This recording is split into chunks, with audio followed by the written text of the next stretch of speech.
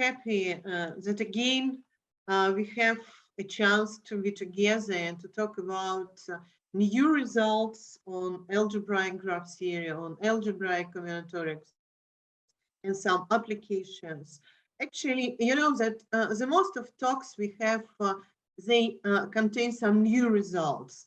And for this workshop, we have the same.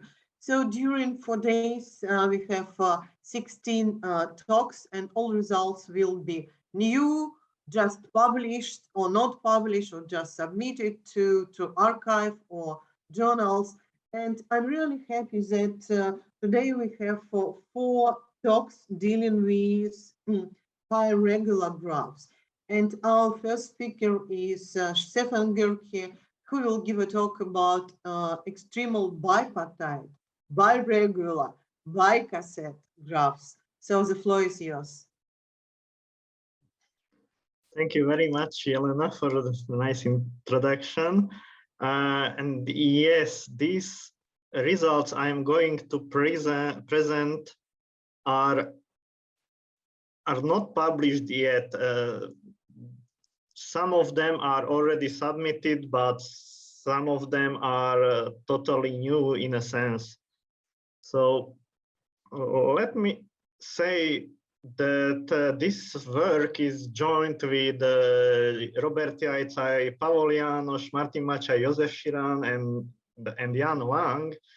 I am personally acquainted with 4 of them, and the last co-author, Jan Wang, I don't know who is she, but if I correctly have seen, then she is here among the audience. So it would be nice to say at least hello to each other. So I hope she is the right one who is Jan Wang. So that's nice on this workshop also, that it is bringing together even people who have something common and never met before. So I'm going to talk about extremal bipartite, biregular, bicassette graphs, and this area of graph theory belongs to extremal graph theory, in which we are usually finding a graph with the smallest or the largest parameter, usually order, size, or anything else, with given properties. During the talk, I will present 2 types of problems which are in a sense related to the cage problem. In the cage problem, you have given properties that your graph should be regular of degree k. It should have GERT G, and for a prescribed integers k and g. And the task is to find the smallest k-regular graph of GERT G. This problem looks maybe easy because it is easy to say that you are looking just for a regular graph with a given GERT. But of course, if you take degree 2, then you can easily find the smallest graph with GERT G. And in some cases, also you can find cubic graphs with small GERT, and you can prove that this is a cage. But usually this is not the case. Usually, if you don't know even whether you are close enough with your graph to the smallest one or not. So this is really a tough problem. So that's why it led to some kind of relaxations or approaches from other side to this problem.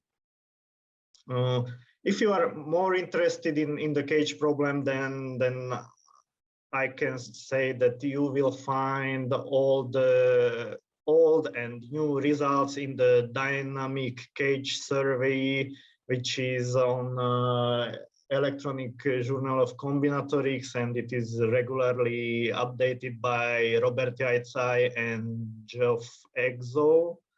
So it contains, I think, almost everything what is known about the cage problem. So as the title of my talk suggested, we will consider here just bipartite graphs. And one of the reasons why it is because the bipartite graph appears as the smallest ones, or even the cage in the cage problem. And if I am not mistaken, then there is some kind of conjecture, maybe not published anywhere, but independently conjectured by Wang and also by Pisansky, that if we are looking for the cage of even girths, then this should be bipartite.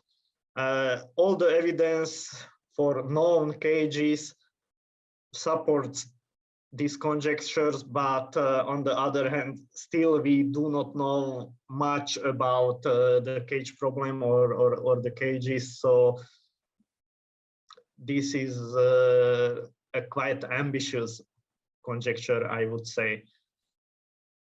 So after some conversations with Robert Yaitsai, it turned out that two groups, at least here in Bratislava, independently are working with bicoset graphs.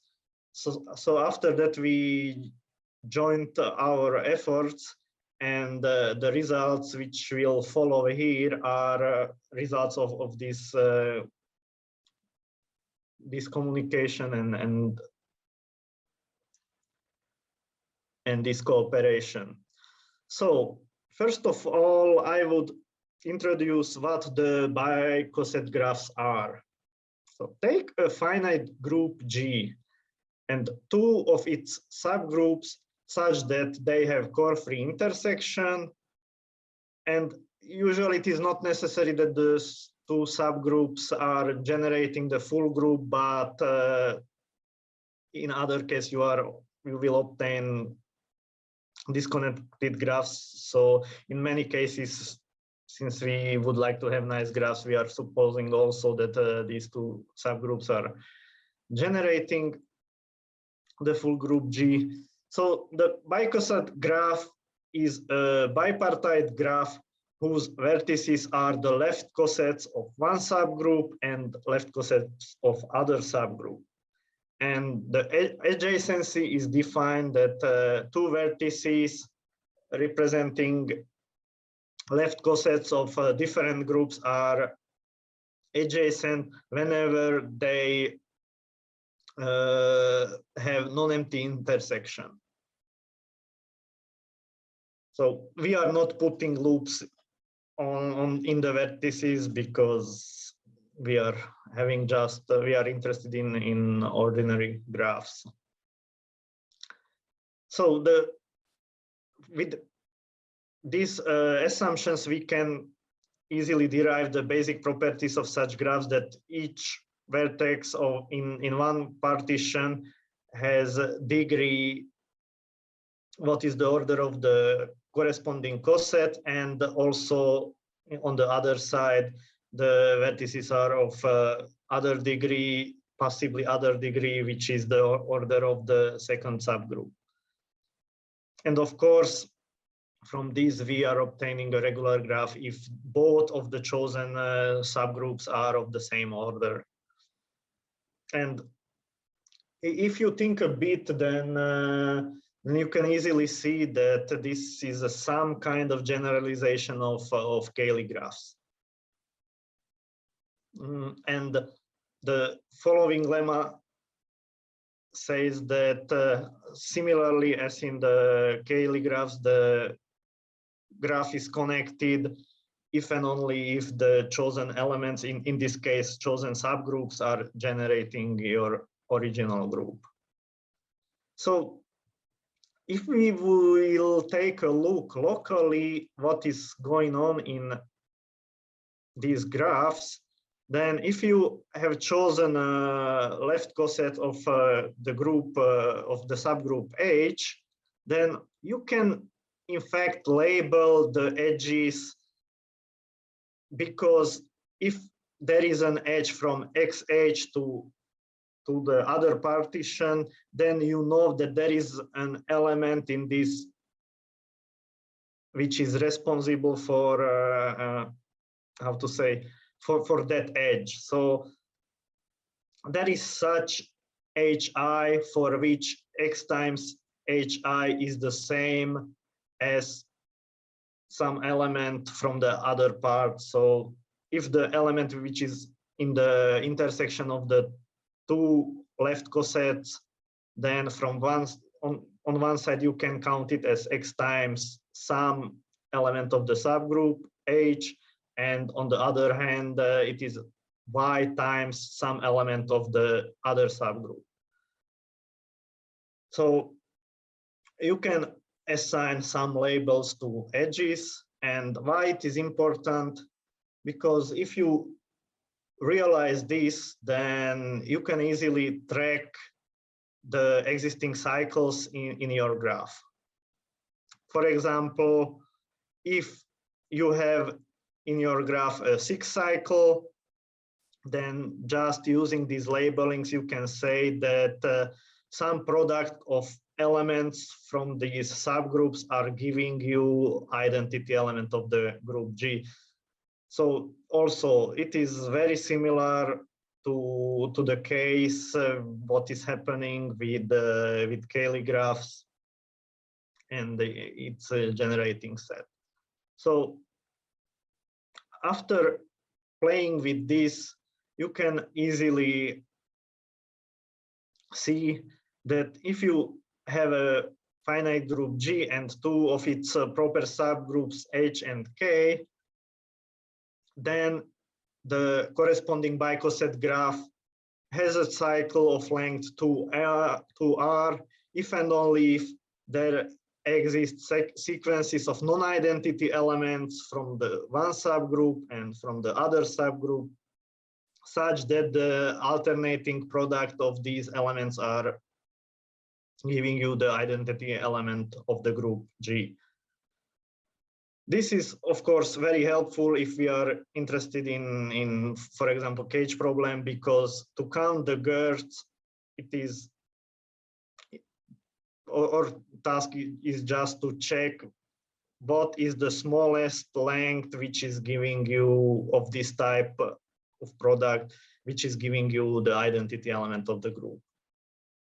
So I will use several times this argument or this lemma or theorem during the talk, because this is really the key argument in proving that some graph has GERs as we are stating. Now, what we will do,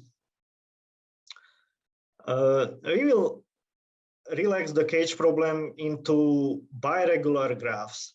So our graphs will be not necessarily regular, but biregular with parameters m and g means that the two allowed degrees are m and n, and the GERT is supposed to be g. So these are biregular m and g graphs, and bipartite biregular MNG graphs are such bipartite MNG graphs that in one partition you have the vertices and all vertices of degree m, and in the other part you have all the vertices of degree n. So you can't have in the partitions vertices of different degree.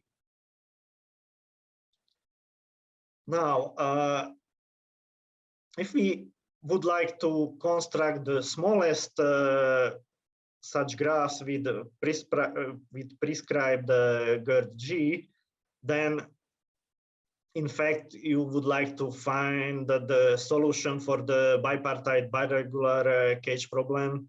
So if you are given m and n, which are, say, at least 2, and the GERT at least 4, then your task is to find the smallest bipartite biregular MNG graph. This problem is very close to the original cage problem if one of the degrees is 2, because simply, and the GERT is 2G, because just smoothing the vertices of degree 2 from one graph, you can obtain other graph of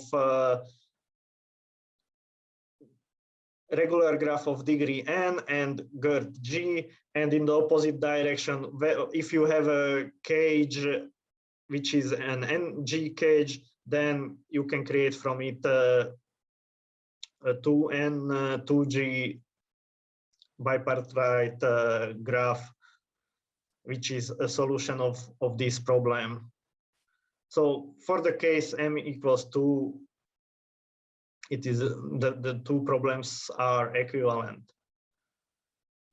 Now, similarly, as for the cage problem, or if you would like to count the smallest possible number of vertices which are necessary in a regular graph of prescribed degree and prescribed GERT, you can create the tree, and after that to count the number of necessary vertices.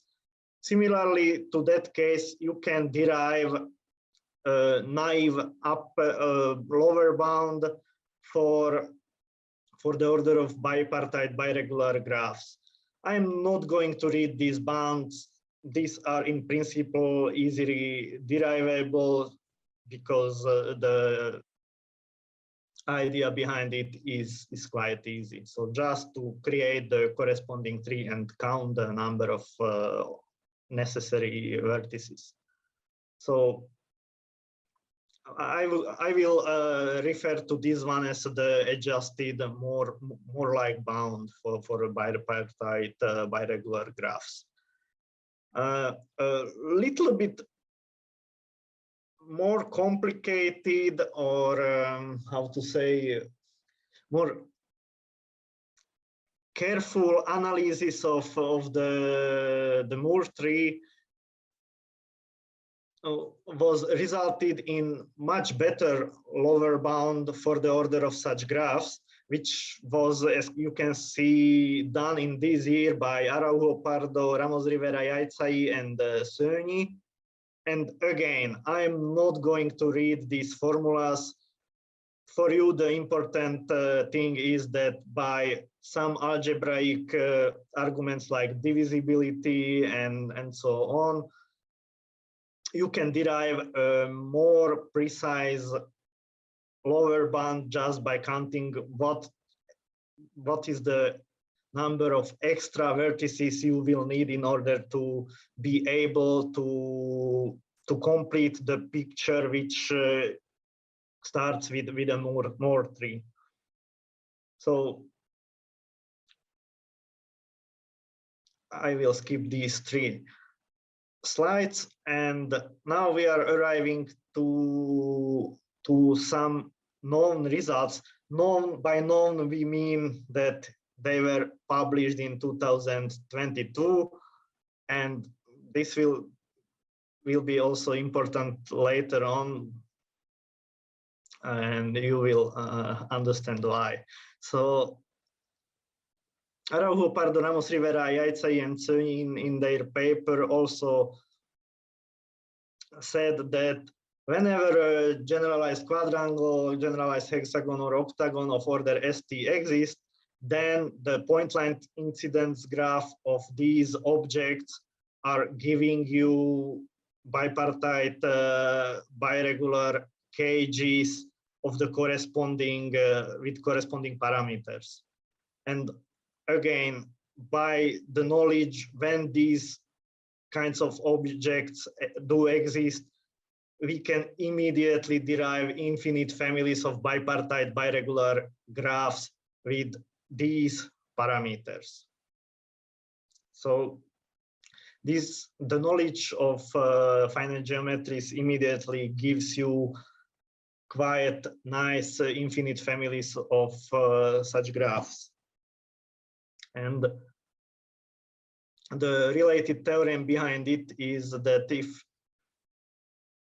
we have a Steiner system, then the point block incident graph of this system is a bipartite biregular cage with corresponding parameters. So unfortunately, this result was published in 2022, and somehow they was overtaking us by a few months. So in fact, what I am going to present in the next 20 minutes are not new just because of this theorem. So, but we were using other type of approach. So our search was using these bicoset graphs in such a way that if we would like to find the smallest bipartite biregular bicoset graph with parameters mn and 2r, then due to the theoretical lower bound, we can derive the order of such a graph. And now we would like to check all the triples which can be considered in order to create such a graph. So one of the subgroups should have a size m and the other one should have size n. And of course, we are interested in connected graphs since the cage will be connected. Then we have the condition that h and k together are generating the big group G. And now just some easy algebraic arguments gives you that if you would like to find such a graph, then the order of the big group should be at least the result of this number. And moreover, the order of G should be divisible by the least common multiple of m and n. So for example, if you would like to find the smallest biregular bipartite bicoset graph in which one degree is 3, the other L of degree is 5, and the girth is 6, then first you will count the lower bound. This means in this case that you will need at least 32 vertices, and the corresponding group should be of order 60. So you can look through all 13 non-isomorphic groups of order 60, and in this case, for example, you will figure out that there is no such biregular bipartite bicoset graph which would have 32 vertices. So now you are forced to increase the order of the group by the least common multiple of 3 and 5. This is 15. And by looking through the groups of order 75, you will find a graph of order 40, which is a bicoset graph with the requested parameters. So we were running this kind of search for many parameters, and we obtained these results. So as it was presented in the previous slide, that you are not always so lucky that you are taking the smallest possible group and such a graph will exist. But this happened, for example, in the case when the 2 degrees were 3 and 9 and the girth 6, and also when the degrees were 3 and 4, 13 and the girth 6. And we have found that the corresponding group we have started with is, for example, in the first case, the cyclic group of order 19 semi-direct product with the cyclic group of 9 of order 9. So, for example, in this case, it led to a discovery of a bipartite bicoset cage. But usually this is not the case, but at least we know that in using this approach, what is the smallest order we can reach with this type of graphs. So if somebody would like to find graphs with such parameters, then he can forget about bicoset graphs. He will need something else, some other tool. And also, in a few more cases, we were finding cages, but usually this is not the case. So, for example, if you start with degrees 5 and 6 and GERT 6, then what can be constructed with using bicoset graphs, it is more than 2 times larger than the lower bound suggests. Or in the case 5, 7, this multiple is more than 10. So in many cases, it gives you something, but in many cases, it is far from the lower bound. Okay, but I will present an example which was known before, but not in the sense of biregular bicoset graphs.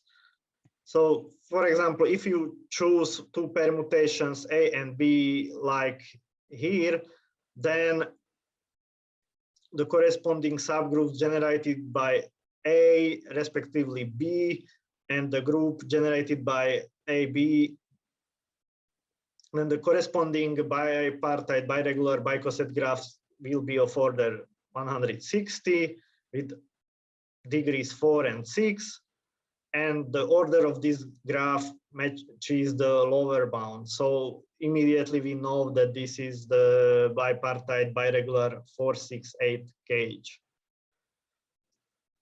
This graph has such interesting property that the vertices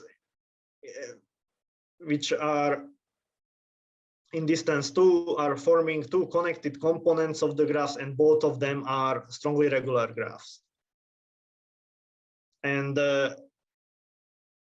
this graph is known a long time ago, and it is in fact the point line incidence graph of the generalized quadrangle of orders 3 and 5.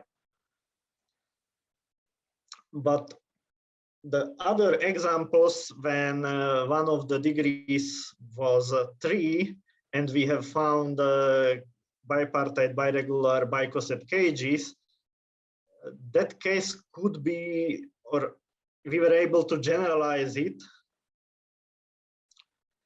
And this generalization is here in theorem 3, that take a prime number P, but such that 6P plus 1 is also a prime.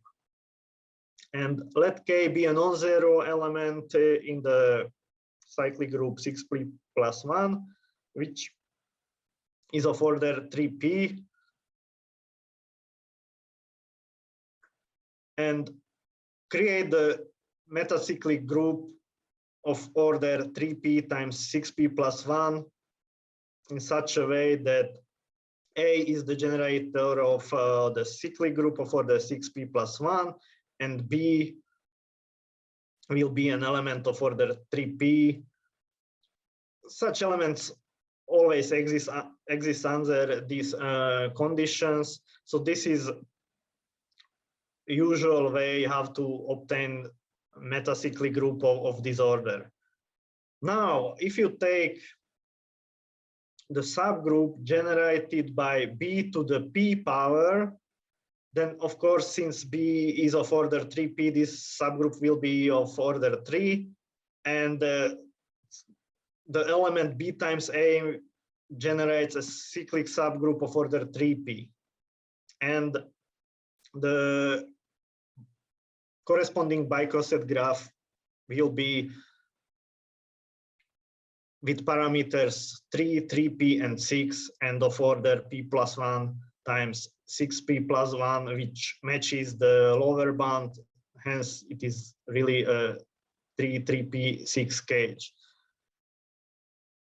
So, just as a remark, we can say that if we are not choosing p prime, but p equals 1, then the similar construction works, and it gives you the 3-6 cage that is the Heawood graph.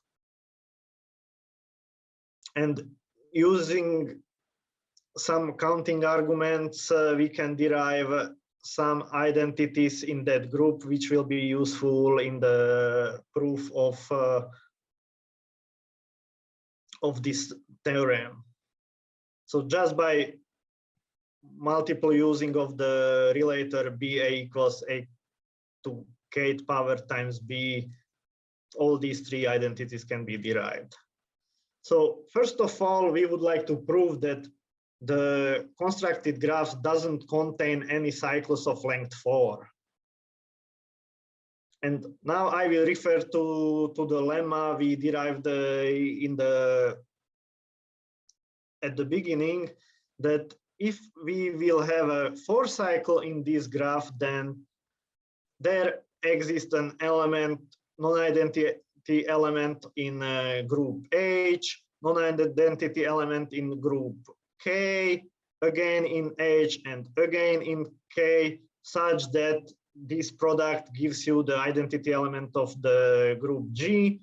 And since we are working with cyclic groups, then this can be translated into the language that there are non-zero elements J and S in this range, and I and T 1 or 2 in the corresponding, such that the generators of the corresponding subgroups on these powers are giving you these equations.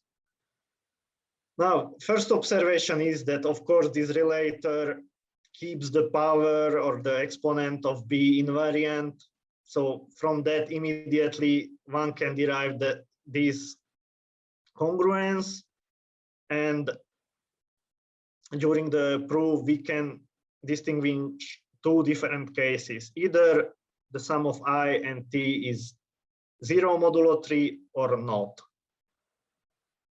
In the case when I plus T gives you 0, then of course T is the same as minus I modulo 3. And from previous equations, you can derive that J plus S gives you 0 modulo 3P.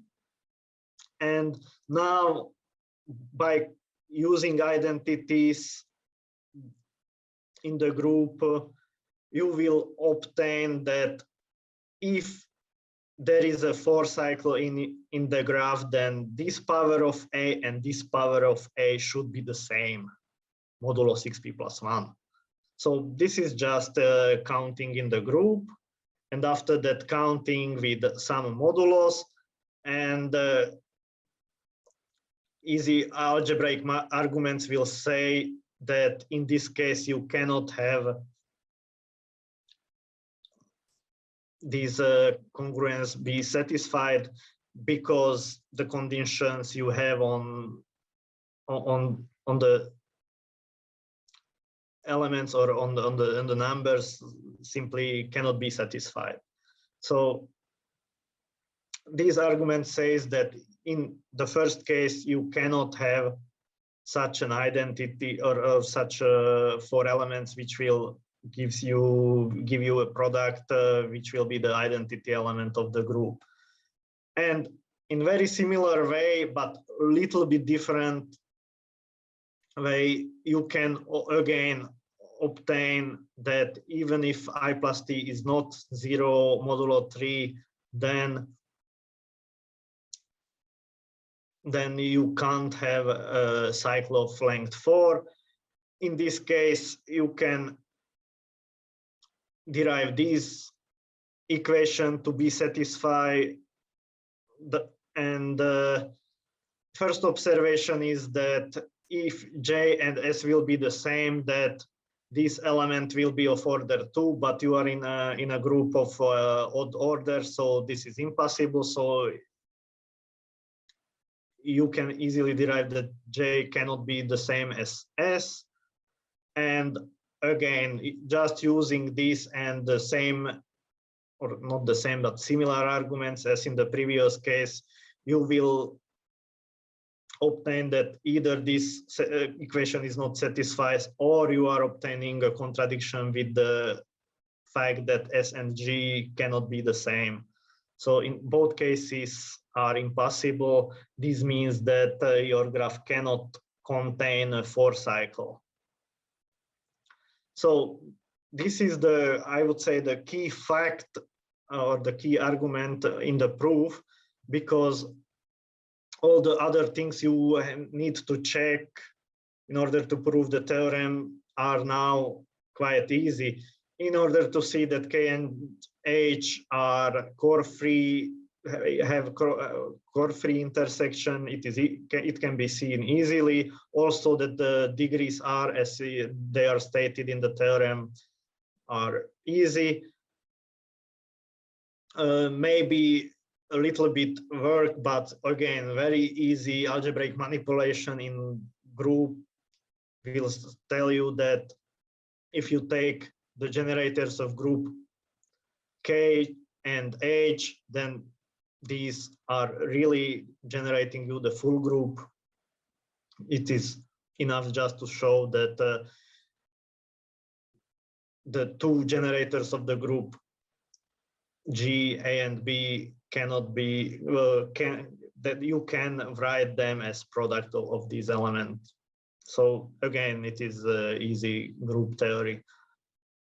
And now you have now just to tell that you have just to count that the order is as stated and it matches the lower bound. And we excluded the existence of 4 cycles, but again, if you will use the Moore kind of argument, then you can see that with this order, you cannot have a graph of order 8 because the lower bound for, GERT 8 is higher than the order of the graph. So your graph cannot have GERT 8. So it doesn't contain 4 cycles. It cannot have GERT 8 or more. And it is bipartite. That means that the GERT of this graph is 6.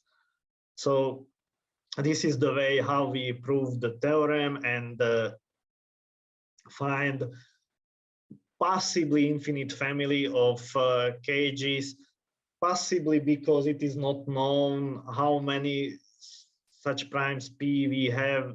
Do we have such that 6P plus 1 is also a prime?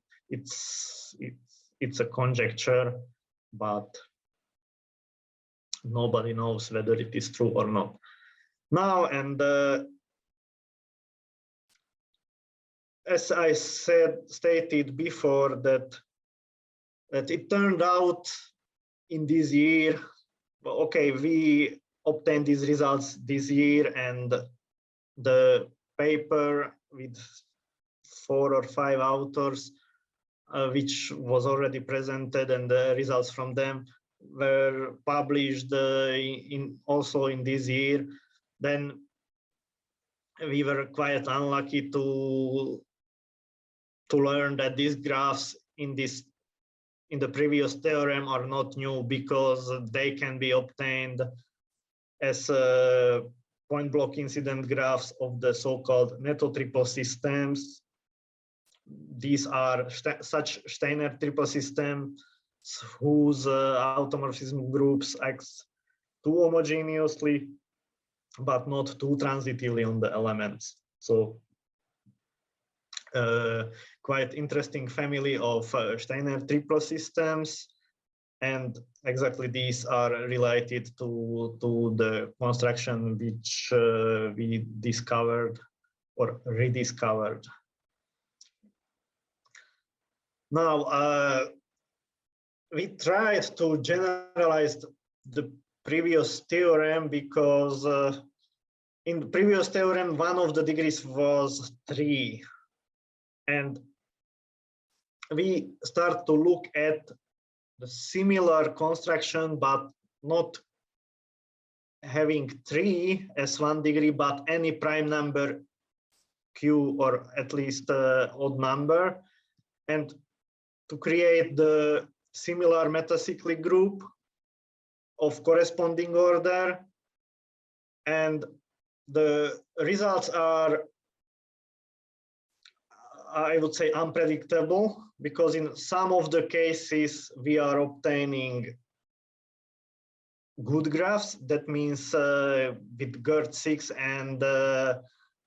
and the order is, of course, the matching the lower bound, so we are obtaining cages. For example, in case when one of the degrees is 7 and 77, or 5 and 15, we obtain such ones. But in many cases, for some reasons, these graphs have GERT4, and this means that this construction works for prime number 3, but not necessarily for other prime numbers. So probably we have to take more serious look, and maybe under some other restriction it will work, at least in some cases. Now, the disadvantage of the previous construction is that there are not so many, or the number of primes p for which 6p plus 1 is also again a prime, is not a so dense sequence. But if we are taking any natural number k, at least 2, then we are able to construct a bicoset graph which will be not cage, but it will be not so far from the lower bound. So if you take the zk times zk semi-directly with z3, then considering 2, I will say, good subgroups and creating the corresponding bicoset graph, we will obtain a graph which has GERT6, order k squared plus 3k, and it is biregular with degrees 3 and k. And if we compare them with the lower bounds, then we will figure out that asymptotically taken, for k going to infinity, the orders of the created graphs are just off by the factor 3/2. So it is, in a sense, nice construction, because we would be very happy if we could find something like this in the cage problem, that which graphs which are off just by constant factor. Here it is possible, and this constant is not so big, so you will need just half more vertices than the lower bound suggests. So at least this is a kind of a new result that we are able to obtain by bicoset graphs, this kind of family of graphs. Now, I don't know how many times do I have, something like 5 minutes. Yes, still you have at least 5 minutes for talk and 10 minutes for questions. Okay. So please take your time. Mm-hmm. Thank you very much. And now I am going to enter another type of problem, which is the problem of edge-GERT regular graphs. it turned out that all the known KGs are having such a property that each edge is contained in the same number of cycles of length girth length. So graphs having this property are in general called edge-girth regular graphs. And in the extremal case, you would like to find the smallest graph among all edge-girth regular graphs for given parameters kg and lambda. So regular graphs of degree k, girth g, and each edge is contained in precisely lambda girth cycles. So these graphs are called extremal edge-girth regular graphs, and if you introduce that your graph should be bipartite, then you are having the extremal bipartite edge-girth regular graph problem. So in these problems, our approach was successful for a few families of such graphs. If, for example, if you take the special linear group 2P, then you can generate two of its subgroups by these two elements separately, and the corresponding bicoset graph will be an extremal edge-girth regular graph with parameters as are displayed on the slide. And again, probably I do not have enough time for entering all the details of the proof, but the key fact again is just to count what is the girth. So you are counting with matrices of type 2 by 2, and using algebraic arguments you can exclude the existence of 4 cycles in such a graph. And after that, just from the direct properties of bicoset graphs, you can derive the number of vertices and so on.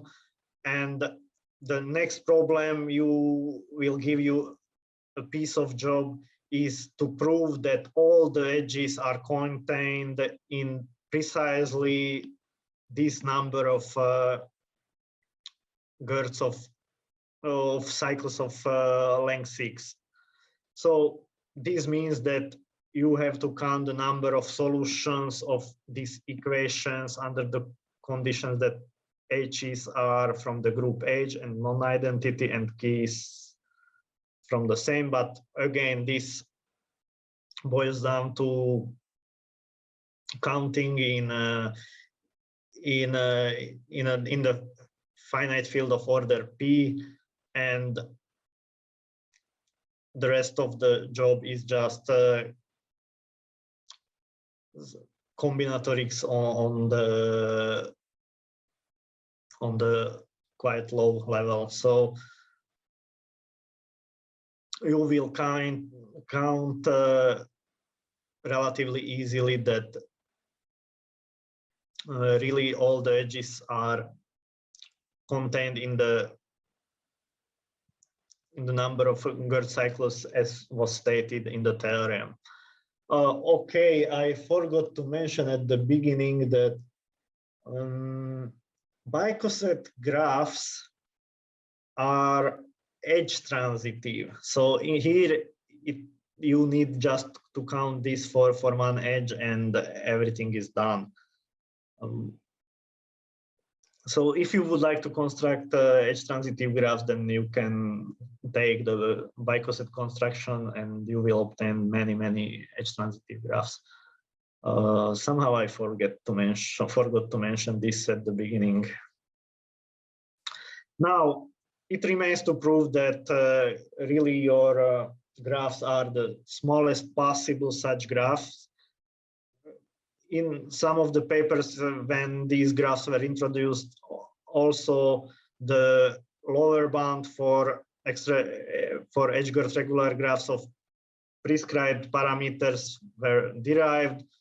where MKG is the Moore bound, that means the number of vertices in the Moore tree, and plus something which again is a consequence of some more elegant counting. So using this lower bound, we can obtain that our graph really matches this lower bound, and hence we are having the extremal bipartite Edgeguard regular graph with the parameters as displayed above. And we succeeded in 2 more cases. Similarly, we can start from the Heisenberg group modulo P with these 2 generators, and we can obtain a family of extremal Edgeguard regular graphs of these parameters. And if we start with the affine linear group and taking or choosing good generating elements, again, we can obtain extremal Edgeguard regular graphs. But unfortunately, in this case, the GERD is smaller, so this family is not so interesting, but still it is nice to put these graphs into context, because really they can be obtained from a relatively nice group. And the proofs of the last 2 theorems can be done in a similar way than as we did it for the graph corresponding to the special linear groups. So I think that's all, and thank you for your attention. Dear Stefan, thank you very much for such an interesting talk. Are there any questions to Stefan? Oh yeah, please.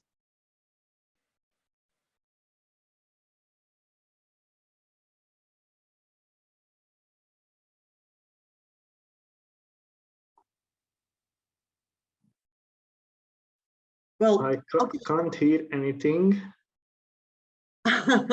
Well, actually, I'm wondering, do you have any results about Edgeguard regular graphs which are published, or it is just Which are new? Sorry, I missed one word. Which are published? Published, yeah. We haven't published anything yet. This is an ongoing work with Robert Aitzai. Mm-hmm. And we plan to publish at some moment, but still we didn't write down anything. Mm-hmm. Just the results and nothing else. Mm-hmm. So this is the plan for the coming few months. Okay. Okay, good. Interesting, yeah. Interesting. Any other questions? Well, if not, then let us thank again Stefan for this interesting talk. Thank you very much.